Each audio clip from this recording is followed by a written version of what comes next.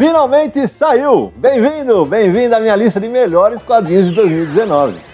Muita gente me perguntou quando sairia e aqui está ela. Mas por que você demorou tanto, Sidão? Porque eu só faço a minha seleção depois que eu leio todas as HQs que eu considero candidatas ao meu top 20. E o povo que me segue nas redes sociais sabe que meu tempo está cada vez mais curto. Mas bom, antes de começar o meu top 20, como eu faço todos os anos, alguns avisos importantes. Primeiro, essa aqui é apenas a minha lista. Tem HQs que estão nela e que não aparecem em outras feitas pela internet. E isso acontece, claro, porque cada obra toca quem a lê de uma forma diferente. Você pode adorar algo que eu vou achar uma porcaria e vice-versa, e tudo bem, viva a diferença. Na minha lista só entram HQs inéditas que foram lançadas durante 2019, portanto, republicação não entra. E além da qualidade da história, eu levo em consideração, sim senhor, o trabalho editorial, ou seja, erros de revisão e de edição contam na minha análise. E para mim, não importa a editora, a orientação sexual de quem produziu, o lugar onde o autor ou a autora nasceu, nada, só se o material, na minha opinião, de novo, tem méritos para estar aqui. E apesar da crise desgraçada que o mercado enfrentou com a distribuição em livrarias, já que a Saraiva e a Cultura seguem devendo os tubos para as editoras, saiu muita, mas muita coisa bacana. E o último recado, que eu repito todo ano. Evidentemente, a minha lista não traz os títulos que eu editei no ano, porque não faz sentido algum eticamente falando. Então, não estarão no meu ranking Mônica Tesouros da Bianca Pinheiro, Piteco Fogo do Eduardo Ferigato, Tina Respeito da Fefe Torquato e Capitão Feio Tormenta dos gêmeos Magno e Marcelo Costa, as 4 graphics MCP publicadas pela Panini. E também Love Kills do Danilo Beruti, que saiu pela Dark Side. Dada essa letra inicial, bora lá para os meus 20 melhores em ordem decrescente. Em 20º lugar, A Canção de Roland, do canadense Michel Rabaliati, publicada pela Comic Zone. Eu li esse álbum logo depois de ter um sonho com meu pai, que foi pro andar de cima em 2010. Beijo aí, seu Domingos. E foi uma porrada. A trama mostra os últimos dias de Roland, pai de 3 filhas. Uma delas casada com Paul, que é o narrador dessa trama. Ele tá lutando contra um câncer. E olha, lidar com o luto a gente sabe nunca é fácil, mas quando você acompanha alguém que você ama nesse caminho sem volta, ainda aos pouquinhos, dói demais. E foi inevitável lembrar de tudo. A história é triste e real, um retrato da vida, do inevitável. E o final é lindo e poético demais. A edição tem uns probleminhas de revisão, mas é uma bela estreia da Comic Zone. Em 19º lugar, O Preço da Desonra do japonês Hiroshi Hirata, da Pipoca Nankin. Esse mangá mostra algo maluco que rolava no Japão feudal. Se um homem estivesse prestes a morrer em combate, ele podia pedir clemência desde que pagasse por isso. E como ninguém levava o dinheiro para o campo de batalha, o cara assinava uma promissória colocando a palma da mão manchada de sangue num papel ou num pano. São 7 histórias protagonizadas por Hanshiro, que é justamente um tomador dessas promissórias. Meu amigo Aldaci Júnior foi perfeito ao definir que aqui, muito da honra é discutido na desonra. Cada trama tem uma abordagem diferente que prende muito atenção. A arte, apesar de confusa em algumas cenas de luta, é espetacular. O 18º posto é de Crônicas de Excalibur, Canto 1, Pendragon, escrito por Jean-Luc Steen e desenhado por Alain Brion, ambos franceses, e publicado pela Mitsu. Bem antes do surgimento de Arthur, a Bretanha precisava de um rei para unir todas as suas tribos, e o escolhido de Merlin foi o bravo Uther, que recebeu a poderosa espada Excalibur. O problema é que o sacerdote católico Patricius está convertendo diversos reinos e espalhando um fanatismo exacerbado, inclusive matando as mulheres de Avalon. Aventurona bem contada e magistralmente desenhada. Aqui, Merlin é avô de Morgana e é criado um baita entorno para a lenda da espada na pedra. O final é angustiante. Esta edição compila os 2 primeiros álbuns da série e a Mythos vai concluí-la este ano, num volume com os 3 tomos restantes. Em 17º lugar, Gideon Falls Volume 3, escrito pelo canadense Jeff Lemire e desenhado pelo italiano Andrea Sorrentino, publicado pela Mino. Quando eu comentei o 2º volume dessa obra, eu escrevi: o mistério aumenta e as tramas se entrelaçam. Parece muito um bom seriado de mistério. Pois isso aumenta nessa edição. Tanto que eu reli tudo desde o primeiro para ver detalhes que podiam ter me escapado. O Lemire cresce a trama para o passado e para o futuro e termina com um gancho assombroso para o presente. Difícil prever qualquer movimento. É um passeio assustador pelo tempo. Eu não sou fã da arte do Sorrentino, mas ela é muito eficaz. Pena que uma das melhores cenas da história foi comida pela dobra na lombada, uma falha do desenhista e do editor americano. Leitura incrível, te deixa pilhadaço para o próximo encadernado. O 16º lugar é de um quadrinho nacional. A Cabana, com o roteiro de Caroline Favre e Caru Motsopoulos e arte do Gustavo Novaes, publicado de maneira independente. No interior de Santa Catarina, Benjamin cuida do pai, agora idoso, e que necessita de atenção especial. O lance é que conforme a trama vai caminhando, você descobre que aquele homem debilitado era um cara extremamente violento quando mais jovem.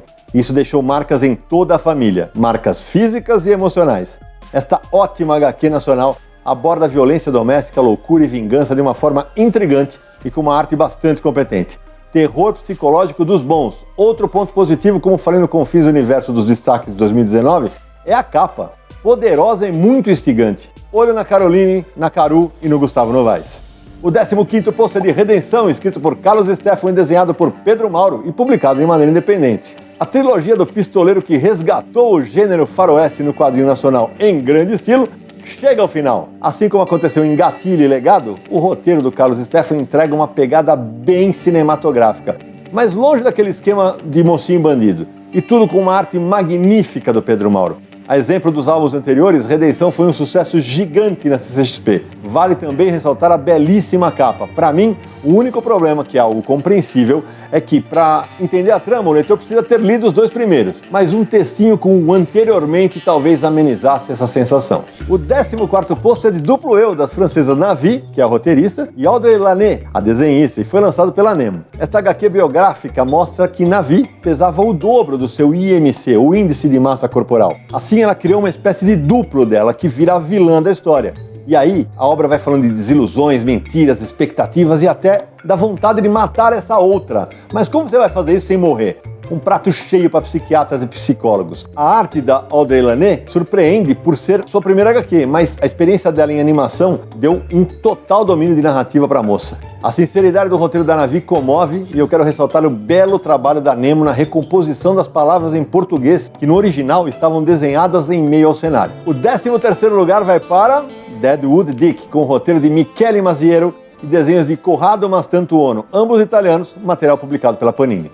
Inspirado nos contos do escritor norte-americano de faroeste Joe Lansdale, essa obra conta a história de Nat Love, o Deadwood Dick, que existiu realmente. Para escapar de um linchamento injusto, ele se alista numa companhia do exército americana composta só por negros. É um quadrinho envolvente com uma arte exuberante em preto e branco. Em meio à aventura, a trama escancara o racismo na época e tem um protagonista divertido e poderoso. O que me incomodou na adaptação da Mitos/Panini foi o uso excessivo da expressão decor. Na HQ faz sentido, porque naquele tempo os negros se chamavam assim. Mas os textos editoriais, que são no tempo presente, eu penso que podiam e deviam ter trocado por negros, mesmo que o original italiano estivesse escrito decor. 12º lugar para Theo e o Minimundo, de Caetano Curi, publicado de maneira independente. O Caetano financiou esse lindo álbum pelo Catarse. Ele é radialista, dos bons inclusive, mas divide seu tempo com os quadrinhos. Sempre com histórias de uma página apenas, ele narra o jeito muito peculiar com que o pequeno Theo enxerga o mundo. Ou melhor, o mini-mundo. E o garoto tem a companhia da borboleta Eulália, que o ajuda a provocar mais reflexões e diálogos existenciais. Essa série nasceu em 2012 na internet e é de uma regularidade impressionante. Não é daquelas para te fazer rir, mas sim refletir. Já falei isso no Confins do Universo e repito aqui. Para mim, em termos de sensibilidade, o material do Caetano Curi é o que mais se aproxima do que faz o genial argentino Liniers. O 11º lugar é de Ritual Romano Exorcismo, dos espanhóis El Torres, que assina o roteiro, e Jaime Martínez na arte, publicado pela Darkside. Eu li esse material sem grandes expectativas e adorei. Terrorzão dos bons.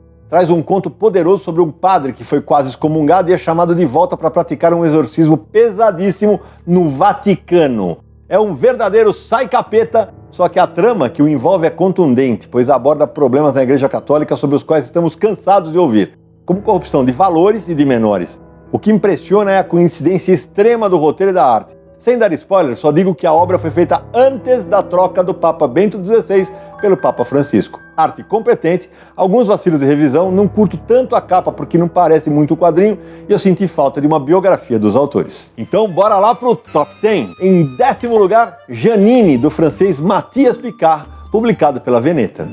Esse quadrinho é uma quase biografia de uma prostituta argelina de 65 anos e que ainda está em atividade. Espetacular que uma obra sobre prostituição não traga uma cena sequer de sexo.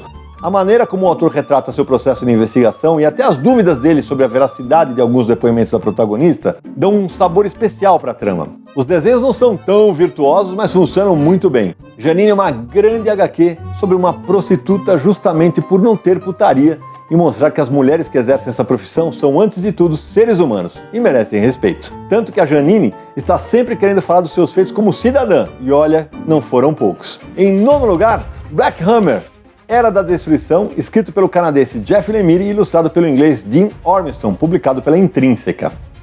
Muita gente pirou nos 2 primeiros volumes de Black Hammer, mas nenhum deles me causou tanto frisson. Só que neste terceiro tomo o bicho pegou. Lemire faz um belo conto sobre o universo dos super-heróis. A trama toma um novo contorno a partir das descobertas da nova Black Hammer e muito do mistério que vinha se formando finalmente é explicado numa guinada bastante esperada.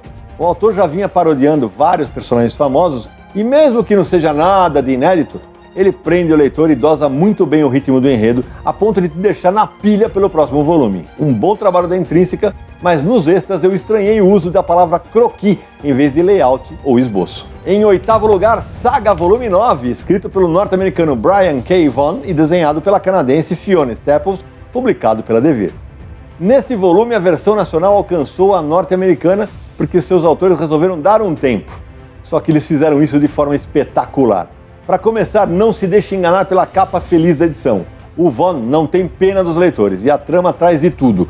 Cutucadas da nossa sociedade atual, zoeira com coaches, ejaculação feminina, lutas, humor, traição, jornalismo sórdido, violência doméstica, poderosos dando recado a quem quer desvendar seus podres e perdas.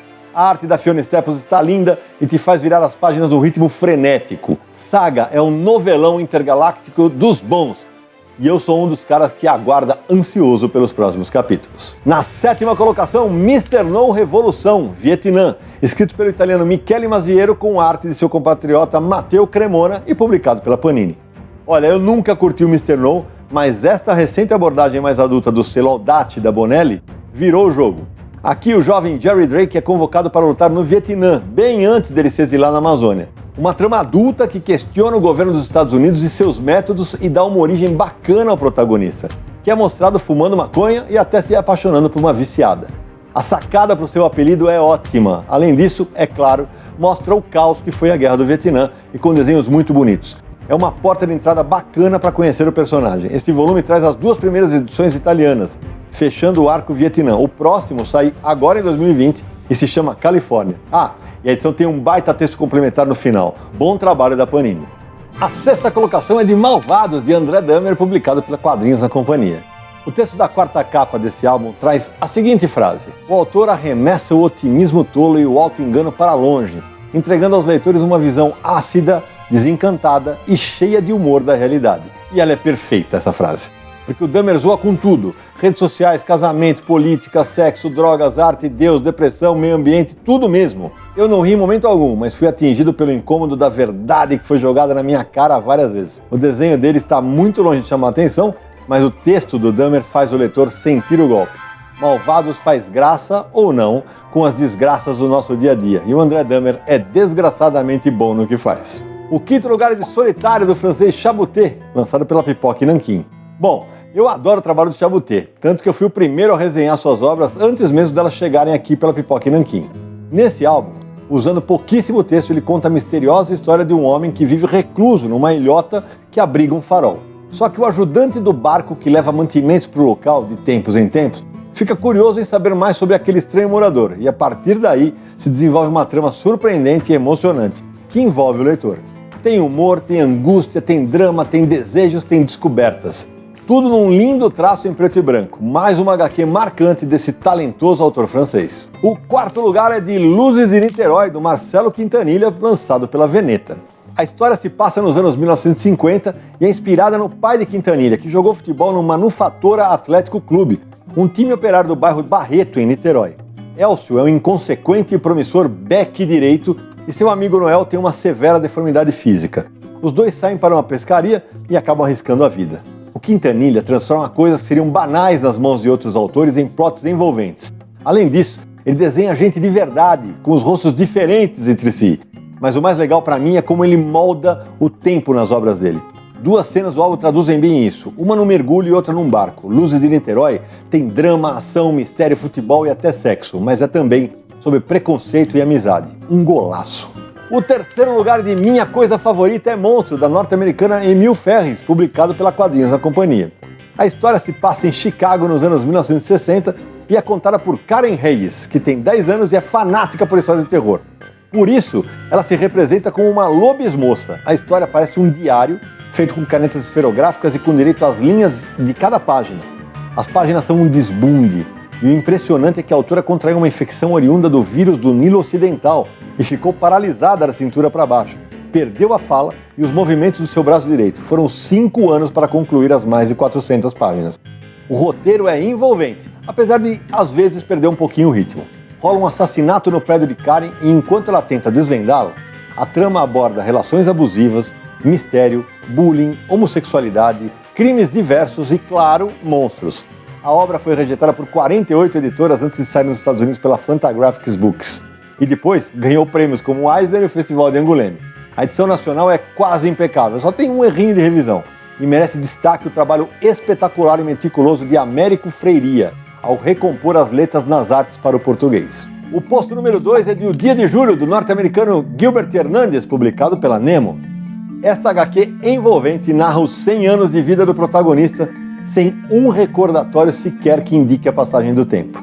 A cada página dupla, saltos são dados, e o leitor vai testemunhando o que aconteceu naquele povoado e no mundo, pois tudo vai sendo mostrado de forma extremamente simples.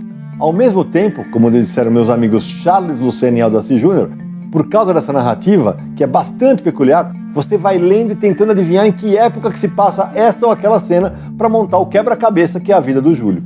Porque tem coisas que só vão ganhar respostas tempos depois. A obra apresenta uma trama de dor, alegrias, amores enrustidos, frustrações, sujeiras, preconceitos e sexualidade assumida e ou reprimida. Vale mencionar que eu nunca curti tanto os trabalhos dos irmãos Hernandes. E mesmo nesse álbum, o desenho do Gilbert está longe de me fascinar, mas dá muito conta do recado e casa perfeitamente com a proposta do roteiro. Um belíssimo lançamento da Nemo em 2019. E o primeiro lugar vai para Roseira, Medalha, Engenho e Outras Histórias de Jefferson Costa, publicado pela Pipoca e Nanquim. Olha, eu tinha um empate técnico entre essa HQ e Um Dia de Julho, e o que me fez decidir por essa foi justamente a brasilidade. O álbum narra a história dos pais e avós de Jefferson, que são nordestinos, e é uma leitura desafiadora. É uma busca do autor por sua ancestralidade, é uma declaração de amor e gratidão. Eu, inclusive, fiz um dos textos complementares da obra, que também tem textos de Otávio Cariello, Lilo Parra, Marcela Godoy, Marcelo Campos e Rafael Calça. Só gente que já trabalhou com Jefferson, porque, antes de ser extremamente talentoso, ele é um cara muito grato. Esse é o trabalho de estreia dele como roteirista. Na arte, todo mundo que acompanha o seu trabalho já sabe que ele destrói, mas aqui ele se prova um autor completo. A trama é envolvente, mostra a vida de verdade acontecendo, uma realidade bem distinta daquela que os filhos das cidades grandes, como eu, por exemplo, conhecem. E tem 2 aspectos que enaltecem a coragem do Jefferson. O primeiro é o linguajar dos personagens, que reproduz os sotaques e jeitos de falar aplicados nos balões. Ficou muito autêntico. E o segundo é que o Jefferson exige que o leitor participe. Utilizando narrativas paralelas, ele te oferece tudo, mas nunca de maneira fácil. Quem está lendo precisa atentar a detalhes, datas, cores e símbolos espalhados pela arte. Até mesmo para entender o significado do título do álbum. Uma experiência de leitura deliciosa. Ufa! Acabou? Negativo!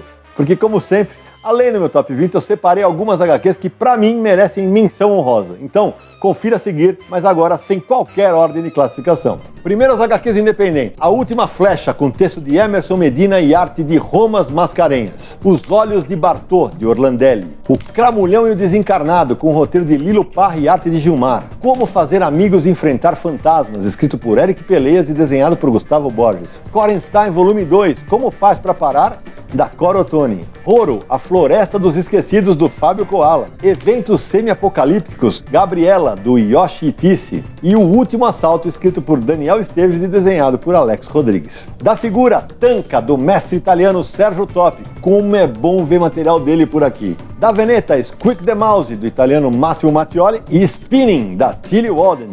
Da Pipoca e Nanquim, Sob o Solo, de Bianca Pinheiro e Greg Stella. E A Grande Odalisca, de Bastien Vivet, Florent Rupert e Jérôme Mulot. Da Panini, Shambara, O Caminho do Samurai, roteiro de Roberto Recchioni e arte de Andrea Accardi. O Imortal Hulk, volume 1, com roteiro de Al Ewing e arte de Joe Bennett. Da Devir, Saga volume 8, com o roteiro de Brian K. Vaughan e arte da Fiona Staples, e Skyward Volume 1, com o roteiro de Joe Henderson e arte de Lee Garbett. Da Dark Side, Aurora das Sombras, escrita por Fabien Verman e desenhada pelo casal Querasque, que é composto pela Marie Pomepui e Sébastien Cossé. Além disso, A Menina do Outro Lado, volumes 1 e 3, de Nagabi. Da Todavia Bonnie, Amigos Inimigos ou Colheita, do Jeff Smith. Muitos parabéns para Todavia por concluir essa saga tão legal aqui no Brasil, finalmente. Da Mino, Aquele Verão, de Gillian e Mariko Tamaki. Da Lorentz, Alvar Maior, escrito por Carlos Trillo e desenhado por Henrique Breccia. Só não entrou no meu top 20 pelos problemas editoriais, como a revisão, bem ruim, e a capa pixelada. Da Nemo, Intrusos, de Adriano Tomini, e A Marcha, livro 2, John Lewis e Martin Luther King em uma história de luta pela liberdade, de John Lewis, Andrew Aiden e Nat Powell. Da José Olímpio, O Sol é para Todos, de Fred Fordham, adaptando o romance de Harper Lee. Da Mitos, Moonshine, escrito por Brian Azzarello e desenhado por Eduardo Risso. Da SESI SP, A Bela Morte, do francês Mathieu Bablé. E da Zarabatana, Bezimena, de Nina Bundjevac. Bom, agora acabou! Se você curtiu esse vídeo, dá aquele like bacana, compartilha para todo mundo que curte quadrinhos, inclusive nos seus grupos WhatsApp e tal. Vamos trazer mais gente que curte quadrinhos para o nosso mercado. E quanto mais opiniões diversas, melhor. Afinal, vale lembrar a hashtag que eu criei e que todo mundo que lê quadrinho tem que usar. Dê quadrinhos de presente. Não é só em datas comemorativas, mas sempre. Valeu e até a próxima. E se por acaso você chegou nesse canal hoje, aqui do lado tem um vídeo com os melhores de 2018, com uma playlist dos 2 anos anteriores. Muito quadrinho bom indicado. Divirta-se.